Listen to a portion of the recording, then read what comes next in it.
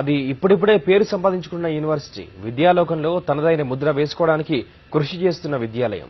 ఆ సరస్వతి నిలయాన్ని అవినీతి బురద గుంటలోకి లాగడానికి తెలుగు తమ్ముళ్లు విశ్వ ప్రయత్నం చేస్తున్నారు. దీనిపైన విద్యార్థి లోకం తిరగబడుతోంది. యోగి వేమన యూనివర్సిటీ పరిధిలోని డిగ్రీ పరీక్షల్లో భారీగా అక్రమాలు. యూనివర్సిటీలో మోసాలకు తెరలేపిన తెలుగు తమ్ముళ్లు. ప్రైవేటు కళాశాలలతో కుమ్మక్కైన యూనివర్సిటీ పాలకవర్గ సభ్యుడు. పరీక్షల్లో తమ విద్యార్థులకు లబ్ధి చేకూరేలా భారీగా స్కెచ్. పరీక్షల్లో చూచిరాతల ద్వారా పలు కళాశాలల్లో ఏటా అక్రమాలు జరుగుతున్నాయని గుర్తించిన యోగి వేమన యూనివర్సిటీ అదనపు జాగ్రత్తలు తీసుకుంది. దీంతో చాలా కాలంగా అక్రమాలకు పాల్పడే కళాశాలలు మరో పథకాన్ని తయారు చేసుకున్నాయి. యూనివర్సిటీ అధికారులు సహకరించడం లేదని తెలిసి టీడీపీకి చెందిన యూనివర్సిటీ పాలకవర్గ సభ్యుడు పలు ప్రైవేటు కళాశాలలు కలిసి మాస్టర్ స్కెచ్ వేశాయి. ముందే సూచించిన గుర్తులను తమ కళాశాలల విద్యార్థులు జవాబు పత్రాల్లో రాసేలా జాగ్రత్తలు తీసుకున్నారు. ఆ గుర్తులున్న విద్యార్థులకు మాత్రమే మూల్యాంకనంలో లబ్ధి జరిగేలా స్కెచ్ వేశారు. డిగ్రీ ఎగ్జామినేషన్ సంబంధించి మేము కొన్ని ఆధారాలతో మీడియా ముందుకు వచ్చాము. ముఖ్యంగా ఏంటంటే ఏప్రిల్ మేలో జరిగినటువంటి ఎగ్జామ్స్ మీద బుక్లెట్ ఏకంగా ఆన్సర్ షీటే ఈరోజు బయటకు వచ్చిన పరిస్థితి ఉంది. ఎందుకు కారణం ఏంటంటే కడప జిల్లా రైల్వే కోడూరు పట్టణంలో ఉన్నటువంటి సాయి డిగ్రీ కాలేజీ, అక్కడ ఉన్నటువంటి గవర్నమెంట్ డిగ్రీ కాలేజీ సెంటర్ ఉన్నది.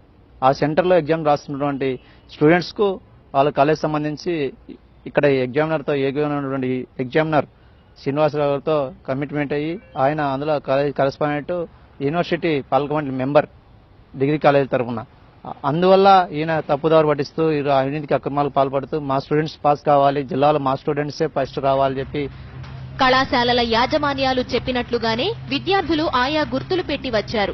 ఆ తరువాత కథ నడిపించడానికి గాను యూనివర్సిటీలో పాలక మండలిలో సభ్యుడిగా ఉండి రైల్వే కోడూరులో ఓ ప్రైవేటు కళాశాల కరస్పాండెంట్ గా ఉన్న టీడీపీ నేత రంగంలోకి దిగారు. తమ విద్యార్థుల ఆన్సర్ షీట్లలోని గుర్తులను పేపర్లు దిద్దేవాళ్లు గుర్తించడం ద్వారా ఆయా విద్యార్థులకు మంచి మార్కులు పడేలా పథకం రచించారు.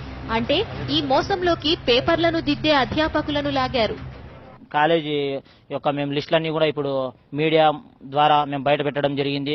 ఇందుకు గాను ఇంత దౌర్భంగంగా ఇప్పుడు పరిపాలన సాగిస్తున్నారు. దీనిపైన చర్యలు తీసుకునే నాదుడే లేకపోయినాడు.